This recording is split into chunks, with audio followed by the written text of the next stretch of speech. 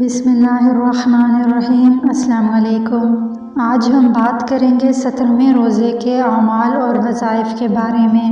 17ویں روزے کے دن نماز فجر کے بعد سورہ مزمل 2 مرتبہ پڑھیں، پھر نماز ظہر کے بعد سورہ فاتحہ 40 مرتبہ پڑھیں، پھر نماز عصر کے بعد دعائے مغفرت و استغفار 25 مرتبہ پڑھیں۔ استغفر اللہ الذی لا الہ الا هو الحی القیوم واتوب الیہ۔